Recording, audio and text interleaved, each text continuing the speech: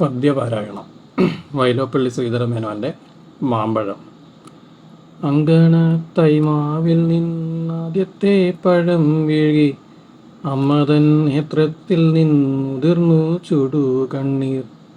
4 മാസത്തിൻ മുൻപിലേറെ നാൾ കൊതിച്ചിട്ടി ബാലമാകന്തം പോയിട്ടുണ്ണികൾ വിരിയവേ. അമ്മതൻ മണിക്കുട്ടൻ പൂത്തിരി കത്തിച്ച പോൽ അമ്മലർ ചെണ്ടൊന്നൊടിച്ചാഹ്ലാദിച്ചടുത്തെത്തി. ചൊടിച്ചു മാതാവപ്പോൾ ഉണ്ണികൾ വിരിഞ്ഞപൂ ഒടിച്ചു കളഞ്ഞില്ലേ കുസൃതി കുരുന്നേനി. മാങ്കനി വീഴും നേരം ഓടിച്ചെന്നെടുക്കേണ്ടോൻ പൂങ്കുല തല്ലുന്നതു തല്ലുകൊള്ളാഞ്ഞിട്ടല്ലേ.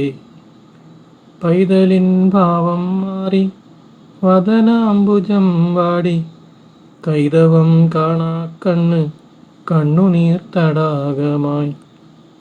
മാങ്കനി പെറുക്കുവാൻ ഞാൻ വരുന്നില്ലെന്നവൻ മാൺപെഴും മലർക്കുല എറിഞ്ഞു വെറും മണ്ണിൽ.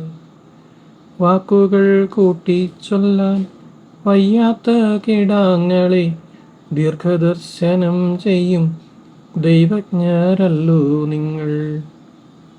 തുങ്കമാം മീനച്ചൂടാൽ തൈമാവിൻ മരതക കിങ്ങിണി സൗഗന്ധിക സ്വർണമായി തീരും മുൻപേ.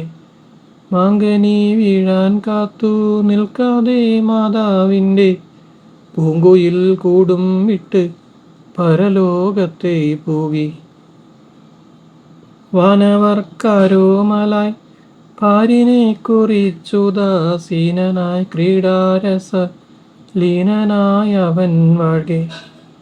അയൽപക്കത്തെ കൊച്ചു കുട്ടികൾ ഉത്സാഹത്തോടവർ തൻ മാവിൻ ചോട്ടിൽ കളി വീടുണ്ടാക്കുന്നു.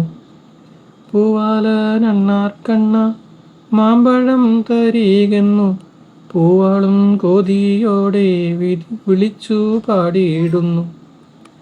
വാസന്ത മഹോത്സവമാണവർക്കെന്നാൽ അവൾക്കാഹന്ത കണ്ണീരിനാൽ അന്തമാം വർഷകാലം.